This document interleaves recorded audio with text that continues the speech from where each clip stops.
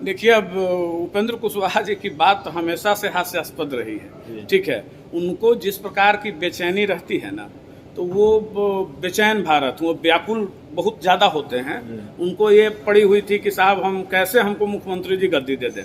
खैर वो तो होना नहीं है, अब यह असंभव भी है कि वो हो जाए। और रही बात प्रधानमंत्री जी की योग्यता की, तो योग्यता और उम्मीदवारी दोनों में बहुत का डिफरेंस है। ठीक है, योग्यता डिजर्व करना, तो डिजर्विंग कोई हो सकते हैं। तो ललन सिंह ने भी तो कहा कि बस 3 राज्य बिहार, झारखंड और पश्चिम बंगाल, 3 राज्य में 40 सीटें हरा देंगे, काम हो जाएगा बीजेपी का। जी, जैसे ललन बाबू ने इस तरीके से कहा जैसे मैथमेटिकल कोई कैलकुलेशन हो, गेम खेल रहे हैं कि बस वो एक बटन दाबे और वो 40 सीट वेव हो गए, और कहीं ऐसा मत हो कि आप ही 0 पर मत आउट हो जाएं। नमस्कार, आप देख रहे हैं सिटी पोस्ट और मैं हूं अभिषेक मिश्रा। बिहार में सियासी उलटफेर हुआ और उससे पहले बड़ा उलटफेर ये हुआ कि जेडीयू के जो राष्ट्रीय अध्यक्ष रहे थे, केंद्रीय मंत्री रहे आरसीपी सिंह पर संपत्ति सृजन के आरोप लगे। उसको लेकर एक अखबार में रिपोर्ट सामने आई। फिर जेडीयू ने स्थिति स्पष्ट करने को कहा, कारण बताओ नोटिस जारी किया। आरसीपी सिंह ने देर रात न सिर्फ प्रेस कॉन्फ्रेंस करके इस्तीफे का ऐलान किया, और उसके बाद उन्होंने मुख्यमंत्री नीतीश कुमार को लेकर भी तमाम तरह के हमले किए। और उसके अगले दिन से फिर बिहार की राजनीति में भूचाल के संकेत मिलने लगे और स्थिति ये आ गई कि बिहार में सियासी उलटफेर हुआ और महागठबंधन की सरकार बिहार में बनी। जेडीयू ने ये आरोप लगाया, ललन सिंह ने ये कहा कि बीजेपी ने एजेंट बना रखा था आरसीपी सिंह को, और आरसीपी सिंह जेडीयू को लगातार नुकसान पहुंचा रहे थे। बिहार के मुख्यमंत्री नीतीश कुमार का भी बयान आया है। इन सारी चीज़ों पर बात करेंगे। हमारे साथ आरसीपी खेमे के नेता और इस पूरे प्रकरण को लेकर कई बार इनसे बातचीत हो चुकी है, अमित सिंह हैं।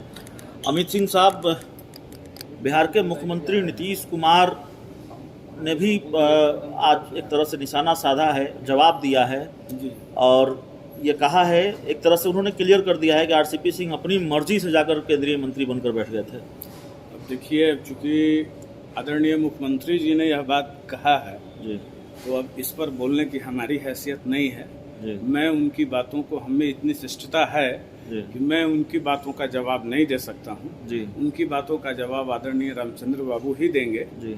हम लोगों को जो जानकारी थी उसके हिसाब से अन्य जो प्रवक्ता या लोग बोलते थे तो हमने उसका जवाब दिया। लेकिन जब आदरणीय मुख्यमंत्री जी ने यह सवाल उठाया और जब उन्होंने यह बात कही, हमने भी सुना है, तो फिर इस पर कुछ नहीं कहना है, क्योंकि मुख्यमंत्री जी का कद के सामने हम लोग तो उनके बाल बच्चे समान हैं, तो क्या बोल सकते हैं। नहीं, लेकिन रामचंद्र बाबू बोलेंगे जी। लेकिन सवाल यह है अमित सिंह साहब कि अब तो आपको अपनी रणनीति तय करनी पड़ेगी, आपको अपनी रणनीति का खुलासा करना पड़ेगा। लगातार बिहार के सियासी गलियारों में ये सवाल टहल रहा है कि अब आरसीपी सिंह करेंगे क्या।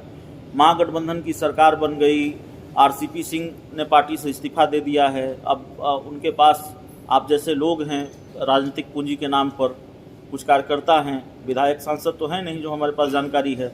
ऐसे में बीजेपी के साथ जाएंगे, अपनी पार्टी बनाएंगे, क्या करेंगे?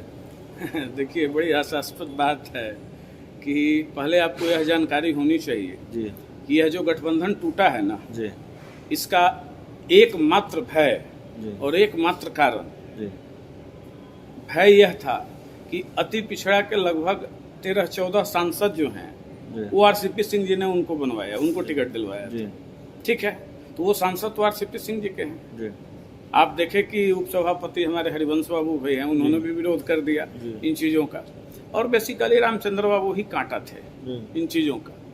तो इतना न जलील करने किया जाने लगा कि वो सोचे कि इसमें उचित होगा कि हम हट ही जाते हैं। भाई, इनकी इच्छा है, आंतरिक इच्छा है कि हम पुनः महागठबंधन के साथ चले जाएं, तो अच्छी बात है, चले जाएं महागठबंधन के साथ। चले ही गए। अब हम भी शुभकामना देते हैं और आशा रखते हैं कि भाई बिहार का पुनरुत्थान और बिहार की जो प्रगति है वो धीमी ना हो और सुशासन का राज कायम रहे।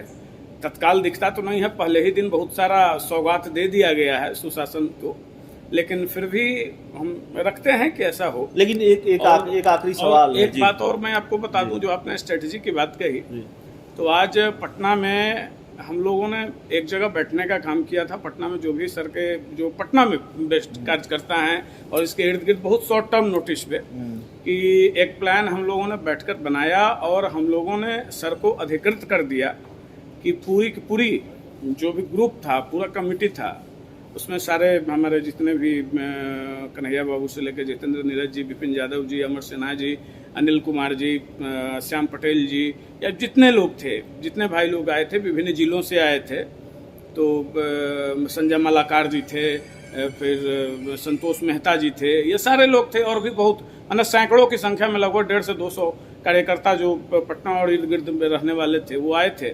और हम सबों ने यह मिलकर तय कर लिया कि सर का जो निर्णय होगा, सर जो आदेश करेंगे उसके लिए सर को अधिकृत कर दिया गया है। अब सर वो चलिए एक आखिरी सवाल है।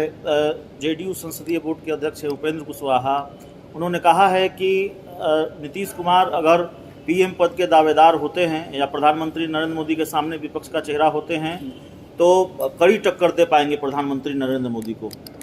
देखिए, अब उपेंद्र कुशवाहा जी की बात तो हमेशा से हास्यास्पद रही है, ठीक है। उनको जिस प्रकार की बेचैनी रहती है ना, तो वो बेचैन भारत, वो व्याकुल बहुत ज़्यादा होते हैं। उनको ये पड़ी हुई थी कि साहब हम कैसे हमको मुख्यमंत्री जी गद्दी दे दें। खैर वो तो होना नहीं है, अब यह असंभव भी है कि वो हो जाए। और रही बात प्रधानमंत्री जी की योग्यता की, तो योग्यता और उम्मीदवारी दोनों में बहुत का डिफरेंस है, ठीक है। योग्यता डिजर्व करना, तो डिजर्विंग कोई हो सकते हैं।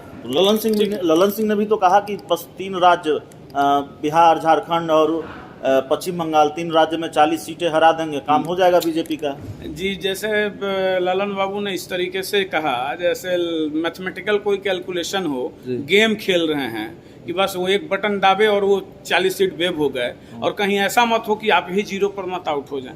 याद है ना कि 2 सांसद आपके भी कभी हुआ करते थे बिहार में। उस समय माननीय मुख्यमंत्री जी इस्तीफा देकर जीतनराम मांझी को राष्ट्रीय अध्यक्ष के थे, तो वो अपने ऊपर जवाबदेही लिया और वो फिर जीतनराम मांझी जी को मुख्यमंत्री बनाए।